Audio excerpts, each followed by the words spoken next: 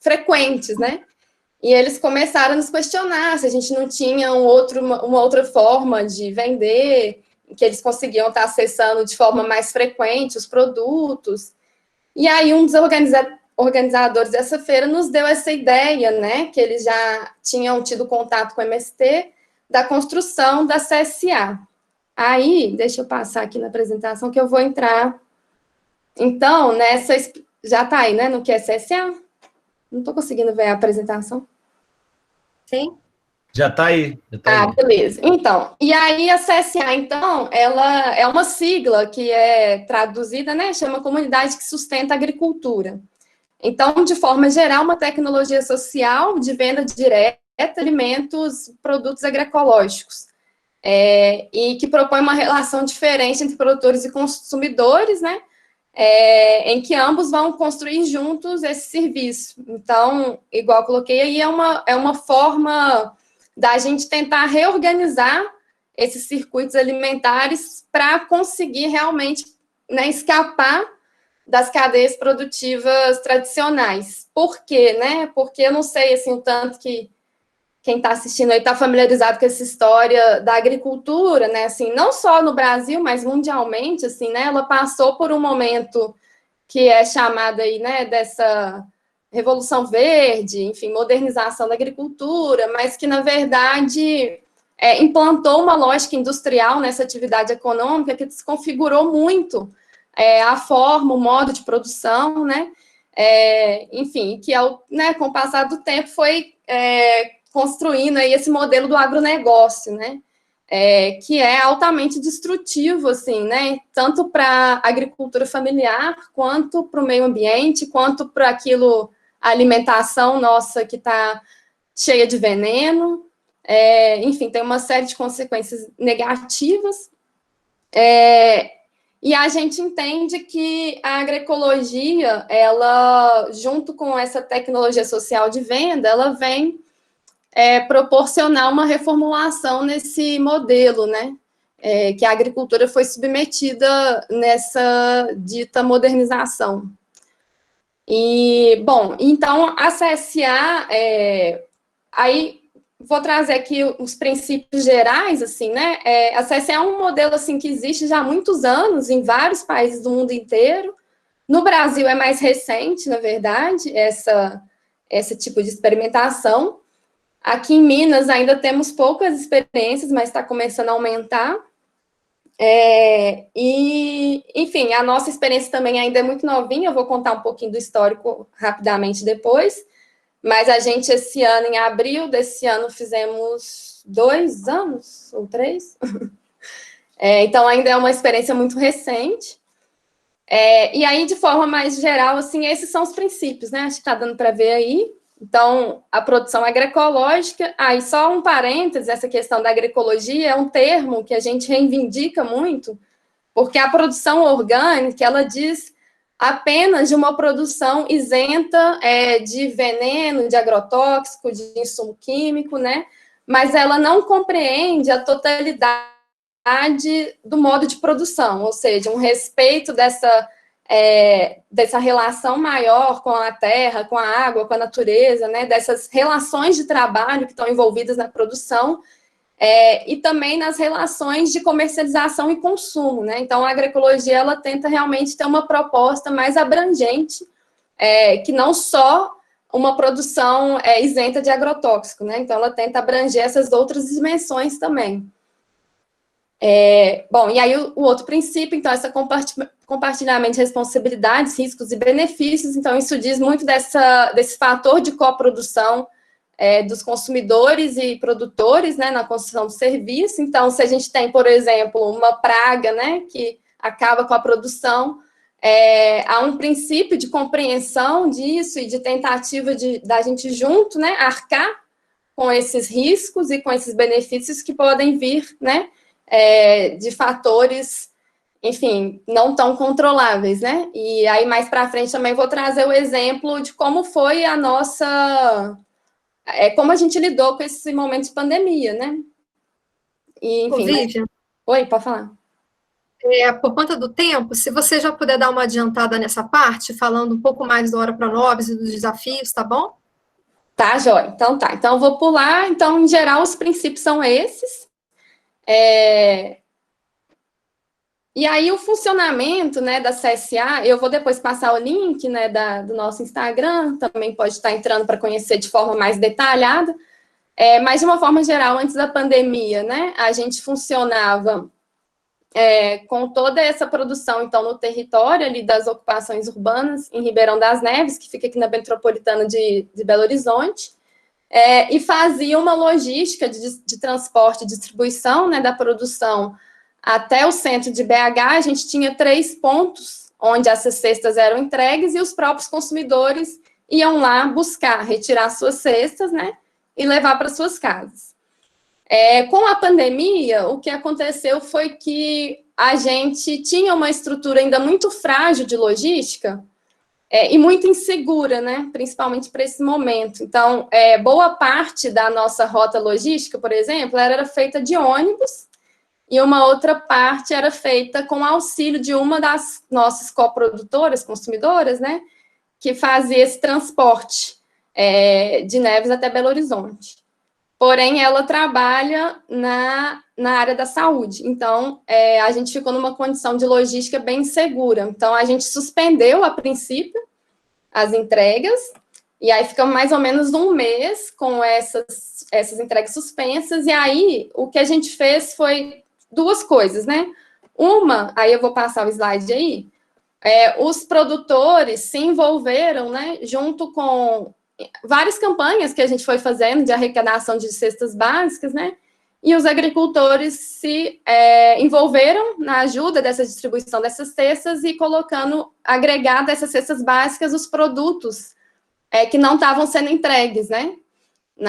Para os consumidores. E os consumidores, por outro lado, toparam bancar, né? Continuar, manter o pagamento, e reverter essas cestas para doação no próprio território, na própria comunidade, né? E, ao mesmo tempo, enquanto a gente estava, né, nesse movimento das doações, a gente também foi trabalhando para reestruturar a nossa logística. E aí, no final, a gente conseguiu construir um sistema de entrega domiciliar, né? Que foi possível também, graças a esse entendimento, esse diálogo, né, entre consumidores e produtores, para a gente conseguir fazer esse arranjo e levantar os recursos necessários para efetivar, né? E, bom, e aí, por fim, foi bem legal, porque a gente conseguiu também que o próprio genro, né, de uma das agricultoras, que trabalhava de Uber, fizesse esse serviço.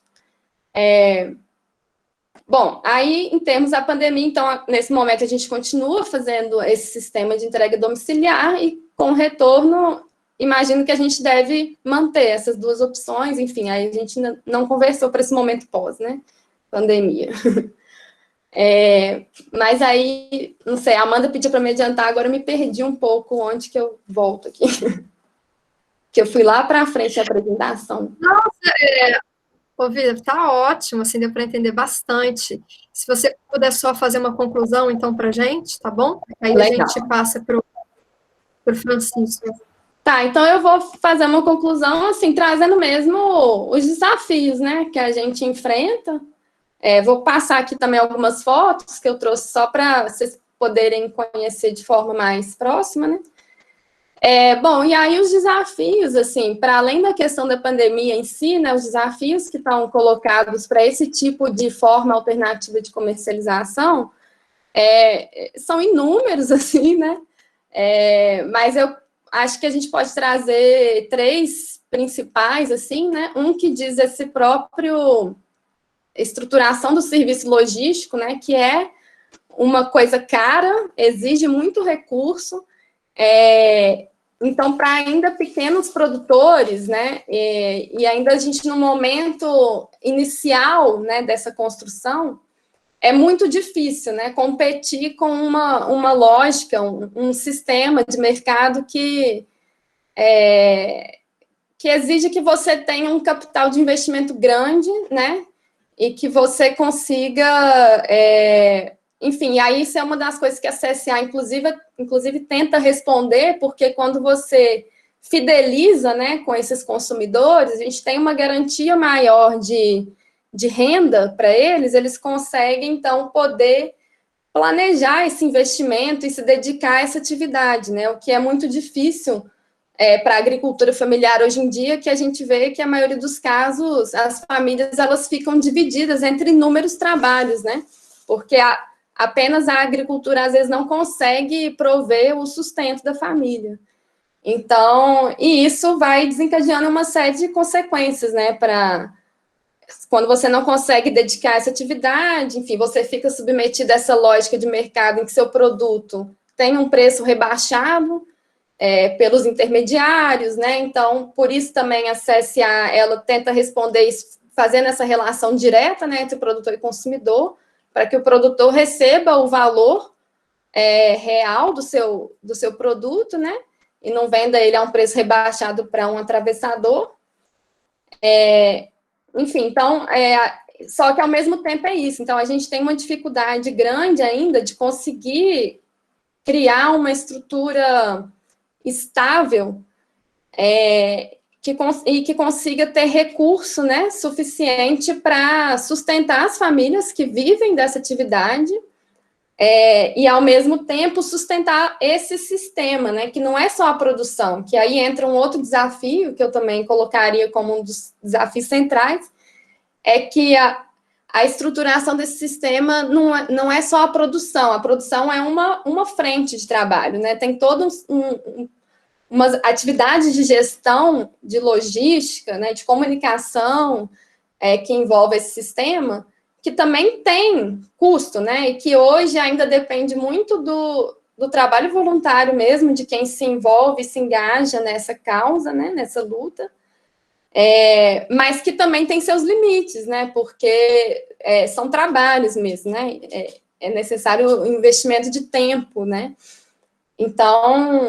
então, esse desafio da estrutura organizativa também do sistema é muito grande, né? E do trabalho, não só da produção, mas desses outros trabalhos para a construção do sistema. E, por fim, o último desafio que eu colocaria é em relação à questão da capacidade produtiva, né? Tanto em termos de volume, embora a gente queira se contrapor à lógica industrial, né? Que se pauta pelo volume de produção, ainda assim você precisa de uma escala mínima para essa atividade, esse sistema se sustentar, né?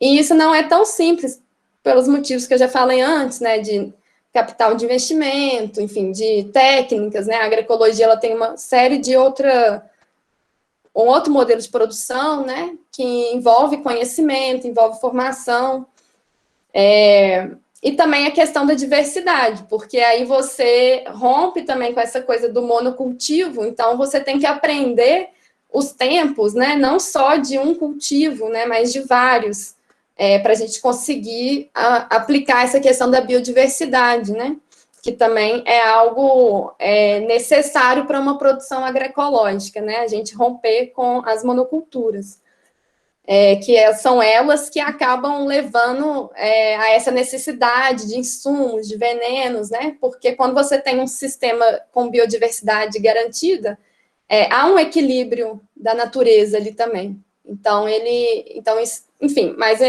isso tudo é um pouco contra a corrente do que está colocado, né? Inclusive, conseguir insumos de qualidade é muito difícil, né? Então, e aí tem até uma foto que eu trouxe aqui da produção de mudas, né? Essa é uma outra frente também de trabalho que envolve a construção de autonomia na produção dos insumos, né? Então, os agricultores trabalham com a construção de composto orgânico, trabalham com a construção de suas próprias mudas de sementes, né? Enfim, falei demais, meio confusa, mas eu acho que são esses principais desafios, né? Então, a estrutura organizativa e de gestão desse sistema como um todo, a capacidade produtiva e a logística de distribuição, que é uma coisa cara e pouco acessível e enfim, que se dá numa lógica muito burra mesmo, assim. Então, é algo que teria que ser também foco da nossa atenção, né? Esses circuitos de distribuição. Com certeza. Vivian, super obrigado. Eu vou passar agora a palavra para o Francisco Duarte, para ele vai fazer uma apresentação rápida aí do caso do Ecopolo Alimentar da França, e depois a gente abre o pessoal já está fazendo algumas perguntas no chat, aí eu direciono algumas perguntas para vocês, tá? Obrigada. Beleza. Não consegui ver o chat, mas depois Não, mas é tranquilo, só depois que eu te passo, tá? Tá bom. Chico, tá por aí? Tô sim, não caí não. Então, eu vou colocar aqui rapidamente para a gente ter espaço para poder discutir. Mas, de qualquer maneira, a gente tem assistido no nosso país diversas iniciativas que são super interessantes, como essas duas que foram colocadas aqui agora, e que efetivamente tocam em várias questões, em vários problemas, como essa do próprio consumo, da própria posição dos consumidores, né? A sua fidelização, a questão da logística, a questão desse trabalho organizativo que ela acabou de colocar, que é uma questão realmente importante, central, né? Não dá para ser... A gente depende cada vez mais de que esse tipo de atividade de trabalho possa acontecer. É como se fosse assim, uma certa valorização do que se chama fora, na França, de tiers-lieu, ou terceiro setor, algo que efetivamente ajude a essa organização, e quanto que isso precisa ser encarado enquanto uma atividade de trabalho efetivo, até porque ela a gente precisa se engajar muito para que ela possa sair, e não dá para fazer isso à margem, ou só como alguma coisa que você faz depois da sua atividade de trabalho. Ela, por si só, constitui numa atividade central para que esse tipo de iniciativa e de alimentação possa acontecer. E essas dificuldades todas foram enfrentadas, de uma certa forma, durante a experiência que eu vou contar um pouco. Já vi que o Xará entrou, ele também me ajuda a contar, porque a gente andou visitando essa experiência e achou que uma coisa muito interessante dessa experiência é que a constituição desse ecossistema, que eles chamam de ecopolo alimentar, começou com iniciativas pequenas ou mais individualizadas de alguns agricultores ou de algumas pessoas, e depois teve foi um ecossistema que foi crescendo, foi tendo uma amplidão, isso ao longo de muitos anos, são 20 anos que está se batalhando isso, e eu acho que pode servir não como modelo, mas assim, como uma referência de como é que eles tentaram se estruturar e de construir uma cooperação organização, agricultores, consumidores, logística, etc., como que isso pode ser um trabalho com uma dimensão coletiva bastante importante e a ser destacada. Eu vou tentar colocar de novo o negócio aqui, ó, vamos ver.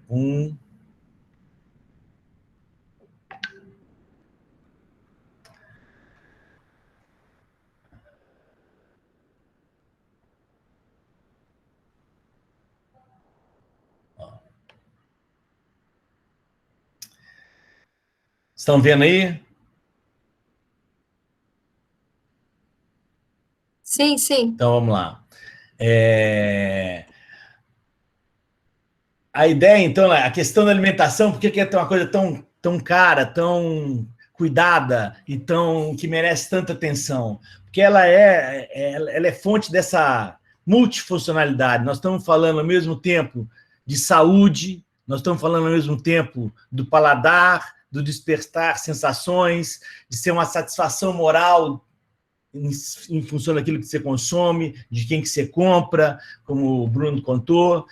Enfim, ela promove encontros e uma vivência em coletividade que são super importantes. Então, tudo isso está em torno da produção alimentar.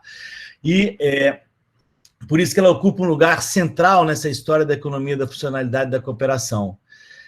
E na qual se procura promover uma série de externalidades positivas, como as que foram colocadas aí pela Vivi, também pelo Bruno, que é a questão dos avanços ambientais, da água, do solo, da forma de se produzir, de uma ancoragem, né, territorial forte, com uma relocalização de onde o valor é gerado e de onde fica esse valor.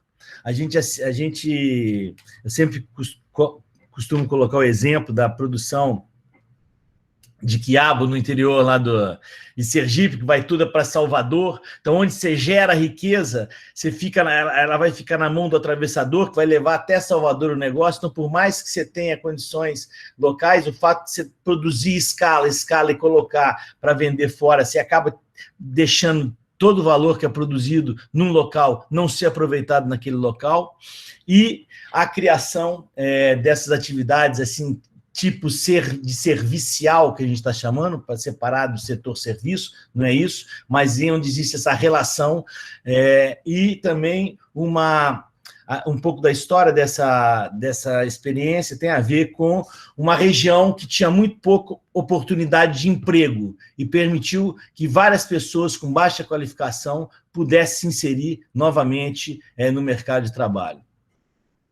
Então, foi um projeto, eu vou contar só rapidamente, depois nós vamos ter, como a Amanda colocou, outros momentos onde eu vou poder desenvolver um pouco mais a ideia, mas isso é uma história de cerca de uns 20 anos, e começou com uma empresa de inserção profissional, que se chama assim, os Anjos Gardens, que é os Anjos do Jardim, foi um nome que tentou brincar com isso, que tentou dar profissão para pessoas que não tinham emprego. Eles passaram a trabalhar na terra, trabalhar junto a terrenos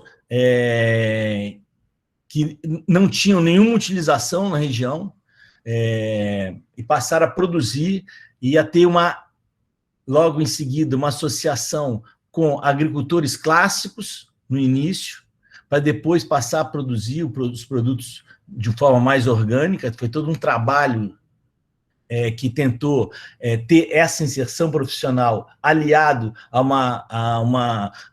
aos produtores clássicos e aos próprios habitantes, para se procurar construir uma certa fidelização de longo prazo, que com relação às cestas, por exemplo, você tenta ter uma contratualização de anos para que você possa ter um retorno, uma estabilização nesse retorno, ou seja, a questão dessa dimensão econômica e de como sobreviver nesse tipo de agricultura foi sempre algo que é importante ser pensado, porque, na verdade, uma das questões que logo se coloca quando se fala nessa história de produção orgânica é que essa produção é muito cara, ela sempre tem que custar mais caro, e que, por exemplo, é a produção em grande escala que faz com que as coisas tenham um preço menor.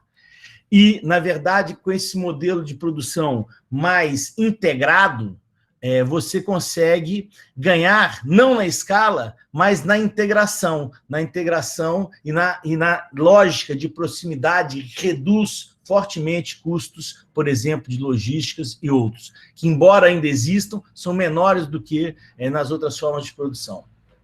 Então, se passou no começo por uma questão de inserção profissional, uma associação com os agricultores, o desenvolvimento de atividades de logística, ou seja, um compartilhamento de recursos de transporte, e, posteriormente, isso que é uma coisa que me chamou muita atenção, por uma diversificação de atividades de serviço, como, por exemplo, a associação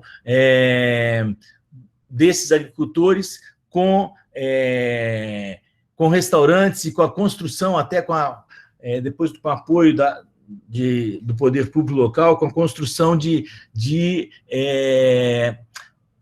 um restaurante, de uma produção de sopas e de coisas de produtos, ou seja, tinha outras formas também de se chegar ao consumidor, que não somente pelas cestas, mas agora também por restaurantes.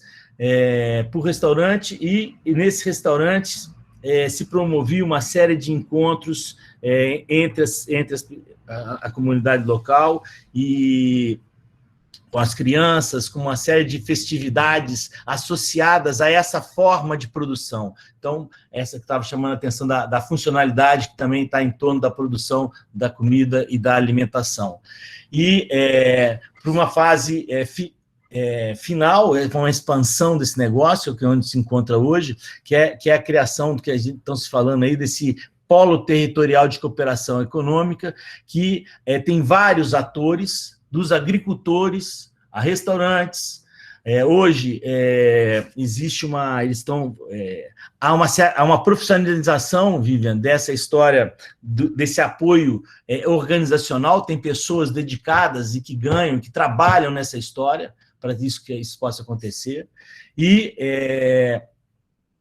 isso começou numa pequena comunidade e tem se espalhado, porque hoje eles chamam de um arquipélago da nutrição, da alimentação, com vários desdobramentos, com cuidados com a água, com todo um cuidado com o meio ambiente, e até uma questão que é difícil de fazer, difícil de acontecer, porque realmente se coloca, principalmente, se colocou agora também, a questão de como é que eu vou me financiar, etc., e começaram a pensar também na criação de moedas, já tem uma moeda própria de troca, etc.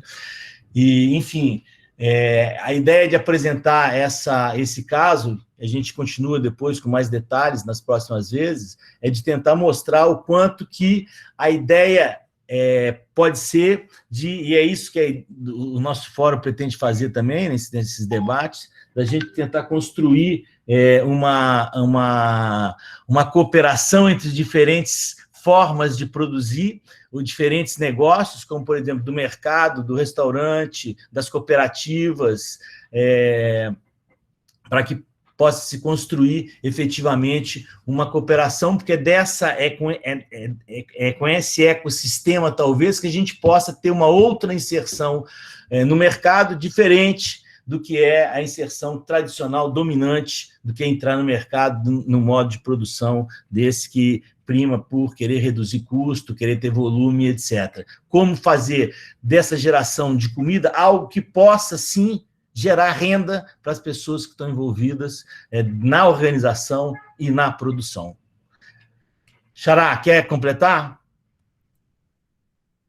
Vocês me permitem? Eu cheguei atrasado, já vou meter o bedelho, né? Fala um pouquinho, e Chico, enquanto ele vai falando, se você puder passando as fotos. Ah, tá. Então, só duas coisas que eu acho importante. Uma é enfatizar essa coisa da dinâmica econômica, do modelo econômico, e outro, o que é esse trabalho do gestor, esse trabalho de gestão. Então, essa experiência aí, vocês vão ver nas fotos que tem instalações que são fantásticas. Uma antiga fazenda que foi toda refeita, reformada, estufas, uma central de processamento de alimentos que o Chico Duarte comentou, que é aberto aos agricultores e aos familiares para processar, fazer sopas. Então, são instalações que, bom, não é uma coisa monstruosa, mas a gente chegar num nível disso aí é impressionante. Mas o importante é que isso aí foi uma concessão da prefeitura que só aconteceu depois que o sistema estava funcionando.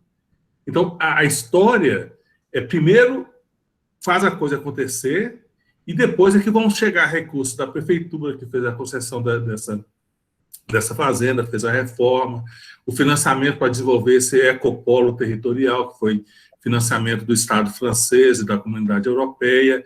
Agora, tudo isso, uma das dificuldades que a gente tem no Brasil é que a gente começa os empreendimentos com financiamentos ou com voluntariado e a gente tem dificuldade de criar essa base mínima para que a coisa comece a funcionar e, a partir daí, agregando várias outras coisas que vai ganhando mais amplitude. E isso, esse raciocínio em termos de modelo econômico é que permite criar essa base mínima, que dá consistência, solidez, e a coisa vai avançando. E nisso aí tem que profissionalizar o trabalho do gestor. Voluntariado é bom para começar, aliás, nada começa sem ser na base do voluntariado. Você não começa com o negócio pronto. Então, é dando trabalho de graça, é dando energia de graça, trabalhando várias horas. Quem tem experiência com startup, começar uma empresa, sabe o que é. Parar noites e noites para fazer coisas, é assim mesmo. Só que isso não se mantém. E só para terminar, numa reunião que a Viva organizou com os grupos, tinha uma pessoa que falava, eu estou numa relação, é interessante o grupo, mas a pessoa que toma conta, que é o fundador da coisa, ele é muito centralizador. E eu sou doido para trabalhar, ele é sobrecarregado, eu sou doido para fazer e ele não me delega as atividades. Ninguém é centralizador. É porque ele desenvolveu experiência, é um trabalho, e trabalhar é desenvolver experiência, ser capaz de fazer, que você desenvolve uma competência que você não sabe como. Então, essa coisa de delegar, deixar outro chegar para ocupar o espaço para dividir tarefas, é muito difícil. E a tendência é as pessoas ficarem sobrecarregadas, porque eles é que construíram essa rede. Trabalho de gestão é construir rede, é fazer essas pontes. Isso é um trabalho, isso dá trabalho, exige competência, dedicação, tempo, etc. Enquanto a gente não vê isso como um trabalho específico que tem que ser remunerado, e ele é virtual, é abstrato, a gente fica meio capengando e algumas pessoas muito sobrecarregadas.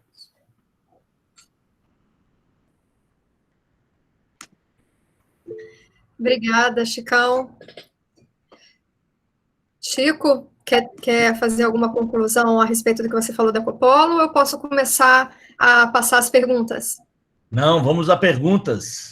Vamos à conversa. Tá, tem algumas perguntas para o Bruno, direcionadas ao Bruno, né? Depois você, o Francisco Lima, querendo comentar, a gente abre para vocês também.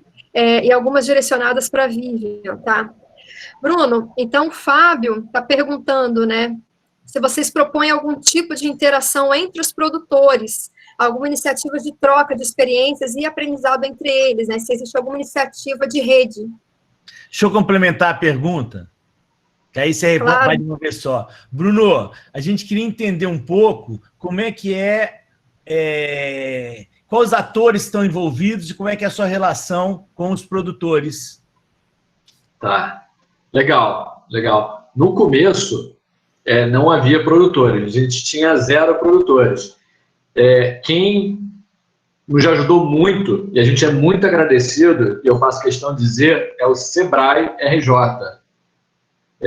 O Sebrae, ele tem uma área de orgânicos, desenvolvimento de orgânicos e agricultura familiar no Rio de Janeiro.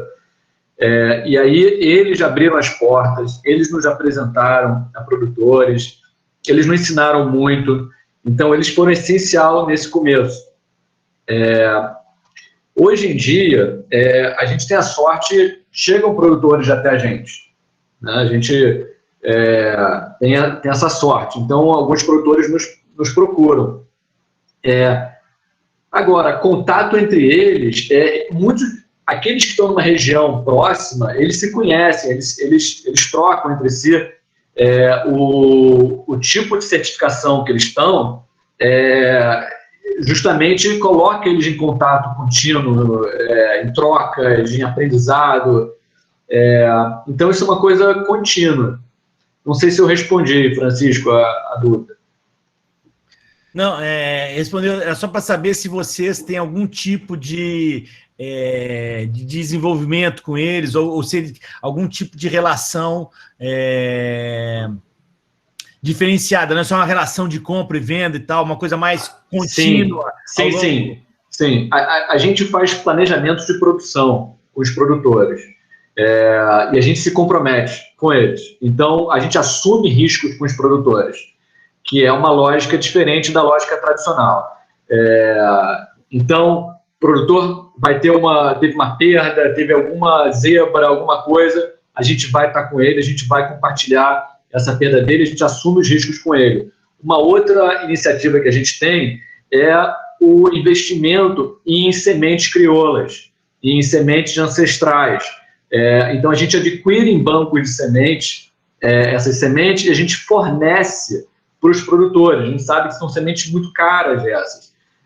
A gente, daqui a um mês, vou dar aí um spoilerzinho, daqui a um mês a gente vai estar começando a colher a nossa segunda safra de tomates ancestrais, os tais daqueles tomates heirloom. Ano passado a gente colheu, foi a primeira vez, foi dificílimo, os produtores tiveram uma curva de aprendizado, e já a gente vai estar com aqueles tomates coloridos, e são os tomates mais saborosos do mundo. Tem até aqui assistindo o fórum a Ellen, que é uma cliente, virou amiga, parceira nossa, professora no Cordon Bleu, e ela conhece esses tomates muito bem. Não, legal, era só para saber isso mesmo, porque, na verdade, a dificuldade que tem os produtores quando você não tem uma certa estabilidade na compra da produção. Isso. Que essa relação de cooperação possa efetivamente vingar. E ela é um pouco o segredo da história e requer um desenvolvimento de uma certa confiança ao longo do tempo. Falou tudo. Eles se queixavam muito para a gente de outras iniciativas que começaram a comprar, prometiam quantidades e aí sumiam. Mas o cara já tinha plantado. Como é que ele ficava? Então, é um risco danado, é um perigo. Então, a gente trabalha muito sério com isso. Como eu falei, a gente trabalha com planejamento de produção, a gente se compromete a comprar, não importa se a gente vai dar um jeito de canalizar aquilo. Porque o risco não pode ser só do cara. Uhum. Bruno, nessa linha, tem algumas perguntas, eu vou tentar juntar algumas. Eu estou perguntando como que faz com relação à nota fiscal, com esse pequeno produtor rural muito carente, e também querendo saber com relação à monetização da colheita e a relação financeira com os produtores. A gente não negocia preço, a gente criou um mercado onde o produtor é o protagonista, ele é a razão de tudo que a gente está fazendo, então a gente não negocia preço, a gente não negocia nada com ele.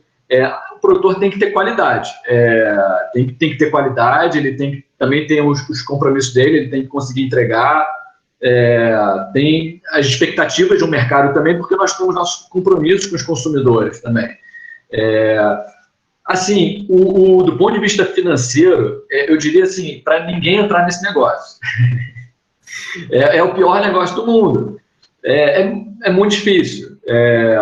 A gente, assim, não é um negócio interessante, a margem é muito apertada, ela é muito pequena, é um produto extremamente perecível e você precisa de volume. Algumas pessoas perguntaram isso. Bruno, eu posso replicar esse modelo em outras regiões? Pode, claro, está tudo aberto, a gente quer que multiplique esse modelo.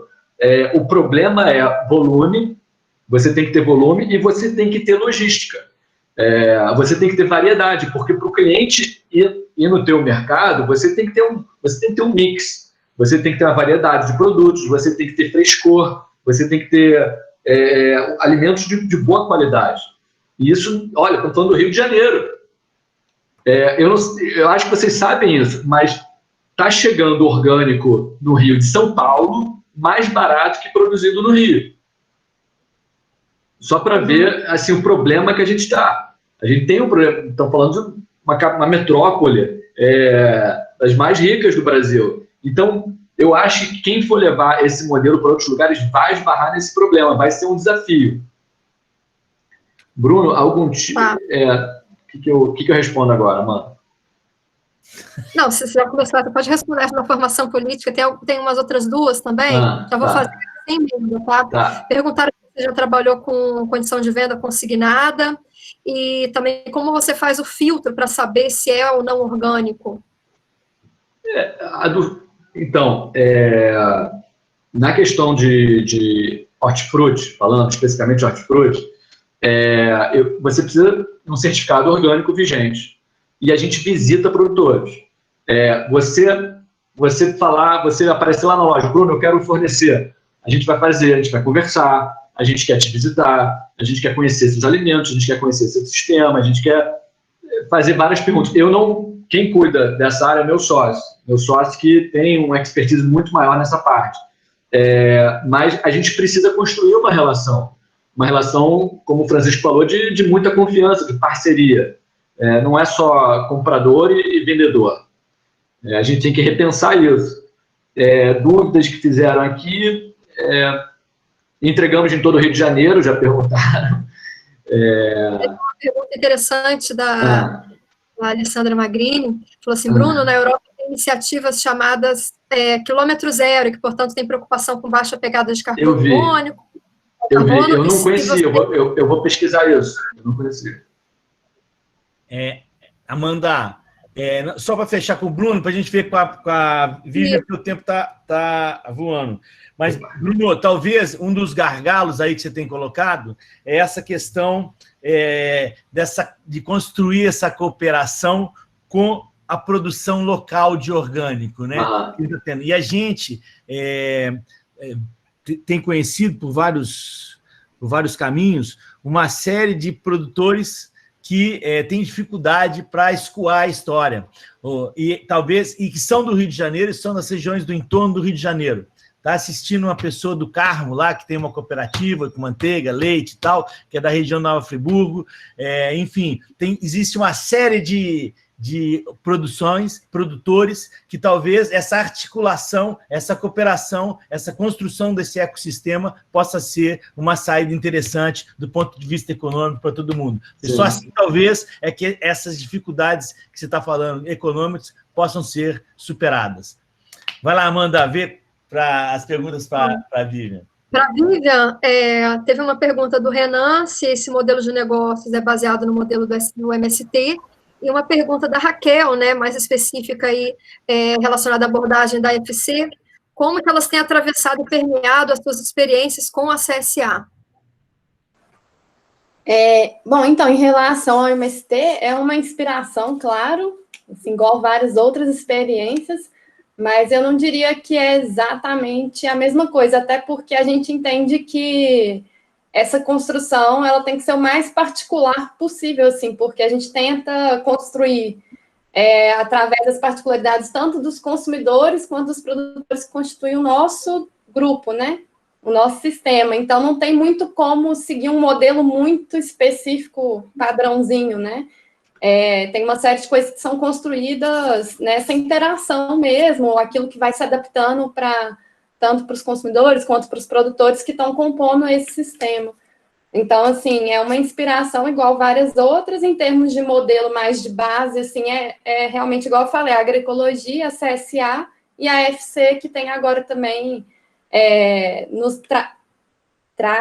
trazido, não sei, esse aporte metodológico teórico também, que ajuda muito, né? E aí, já emendando na questão da Raquel, eu acho que em relação ao FC, assim, a CSA em si, esse modelo de comercialização, ele já carrega em si muitas similaridades com o que a FC propõe, né?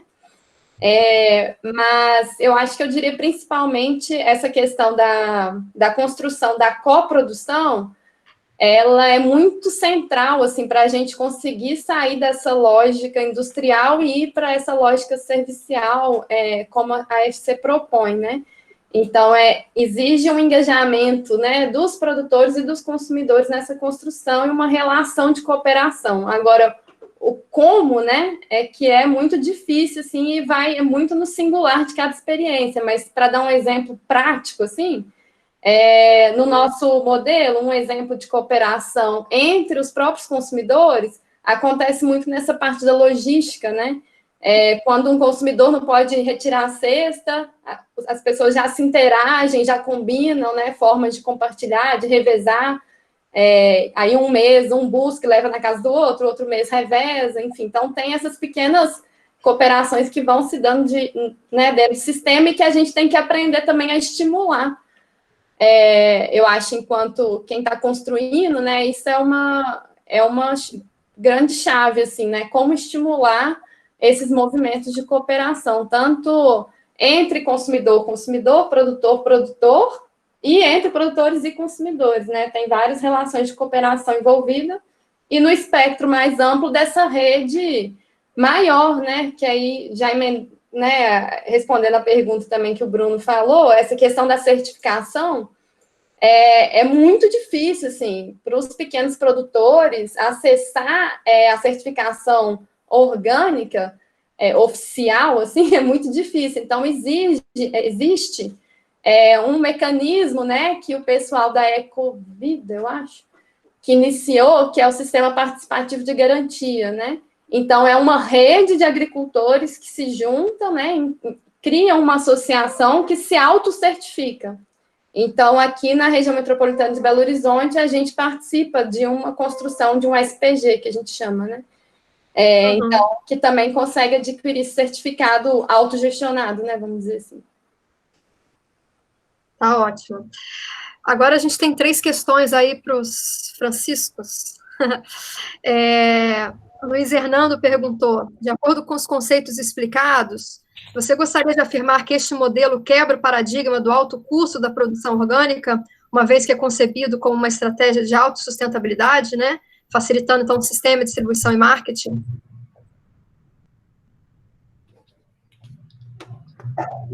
Posso começar?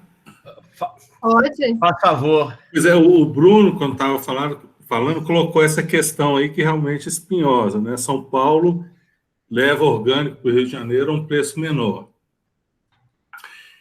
Um dos critérios é que, se a gente considera apenas o preço, o custo, né, de produção, é muito difícil fazer a avaliação do que realmente está por trás desses valores, né? Então, é importante ter um mecanismo de redução de preço do final ao consumidor, porque isso conta também, né? O orgânico ainda é relativamente caro, mas o fato de internalizar todas essas dimensões que foram discutidas, né? Ambientais, compartilhamento de risco,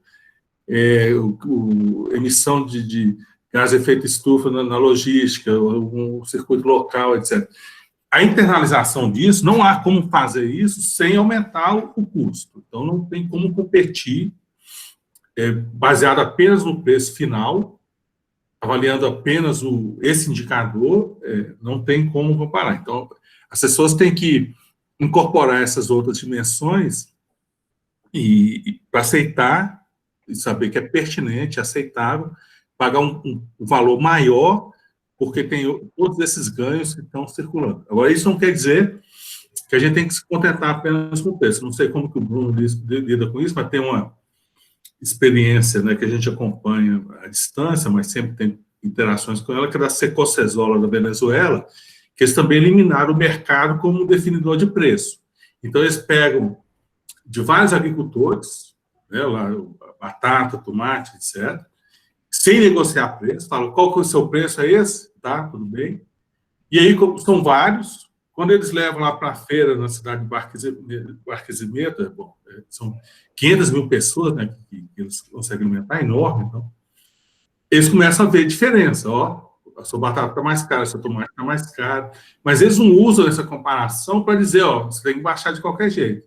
Aí eles vão tentar entender aquele que conseguiu um preço menor, o que foi que aconteceu com ele, etc., e aquele que vendeu um preço maior, o que aconteceu com ele. Então, eles criam uma dinâmica de aprendizagem entre eles, para que todo mundo ganhe com essa experiência e o preço vai sendo equilibrado, reduzido, né, progressivamente.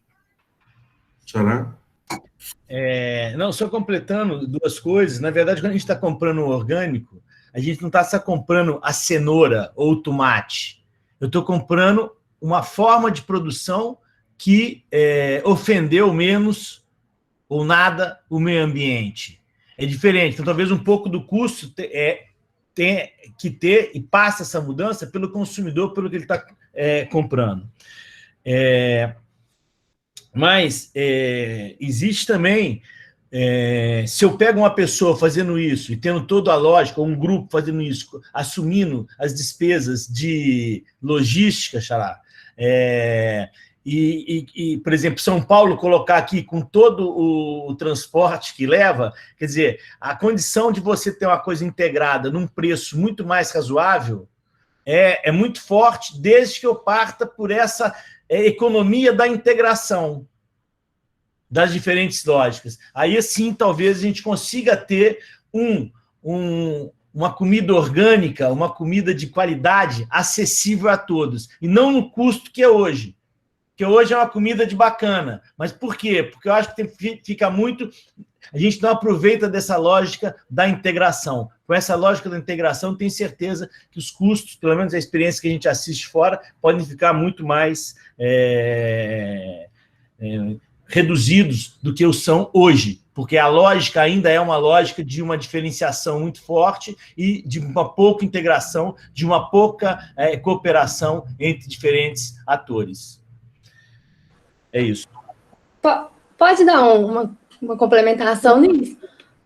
Porque eu acho que essa questão da precificação é um ponto muito chave, muito difícil de desenvolver, né? Conseguir chegar num preço mais acessível, mas esse modelo eu acho que ele ajuda também, tanto no sentido assim, quando você aquece a economia local, você favorece também a construção de soberania alimentar, né?